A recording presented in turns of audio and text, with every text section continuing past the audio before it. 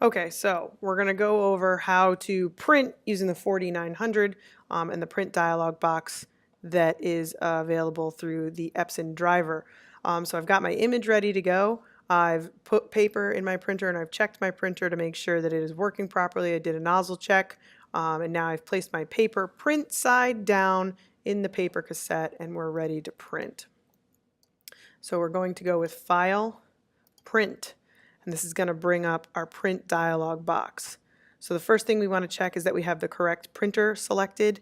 Since this printer is attached locally to this computer, it doesn't have any kind of network address. But if I were to choose a different one, I'd want to make sure I choose the correct printer. Next thing we're going to do is check our print settings. So in the print setting dialog box, we're going to choose our paper size. The 4900 defaults to roll paper, so we want to make sure we've chosen sheet paper. So in this case, we have US letter, sheet paper. You can also choose sheet maximum if you want to expand the availability of the printable area. But either one, make sure you've chosen sheet paper if that's what you've put in your printer. Next, we're going to drop the layout drop down and go to print settings.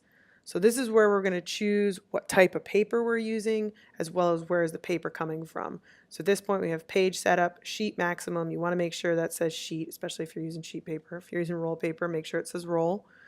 Paper cassette is where we're choosing to feed our paper from. So we've already loaded the paper face down into the paper cassette. Next is our media type. So here's where we're choosing which paper and paper surface we're using. So we have a bunch of different options over here. Between paper surface as well as paper weight. I am using a premium glossy photo paper, so I'm going to choose that. At this point, my ink type should default to photo black, or if I was using something like a matte paper, it should default to matte black. Whatever the ink type you have set here should match the ink type that your printer is already set to. In this case, our printer is set to photo black. So with using glossy paper, we should be fine. Print mode and color mode, those are chosen. They're grayed out, so we don't need to worry about them. Output resolution is how much ink is put down on the paper. In our case, with glossy paper, we want to stick with 1440. With matte paper, we may choose to use 720. These are default checks. You don't need to worry about them. You can leave them checked. So at this point, we're going to hit save. And that error message came up because we have not chosen Photoshop Manages Colors yet. I want to choose Photoshop Manages Colors because this allows me to choose my paper profile. So paper profile describes what paper I'm using, characterizes that paper and printer combination so I can get accurate color results. With Epson papers, you're going to choose the paper profile that matches the paper that you're printing with. In this case, I am using that photo glossy paper.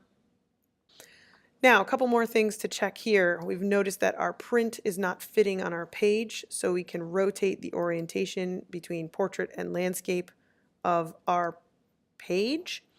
And since in this case, our printer is larger, our print image is larger than our printable area, I can choose Scale to Fit Media to make my image smaller to fit on my printable page. I don't want to scale media to make images larger, but to make them smaller is okay.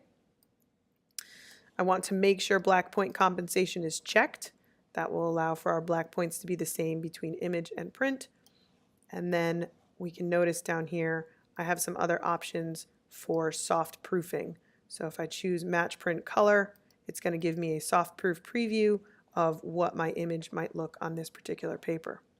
At this point, I've checked my printer, I've checked my printer settings, I have my paper orientation correctly orientated, I have chosen Photoshop Manages Colors, I've chosen the correct ICC printer profile, there we go, for our, looks much better, for our paper that we are choosing to print with, black point compensation is checked, and I've made sure to scale to fit media. At this point, I'm ready to print. I'm going to hit print, and I'm going to wait for this to send. My print dialog box should pop up here, down at the bottom, and I can open it here. If there are any errors, this is where it would show up, and I can then address whatever errors are occurring.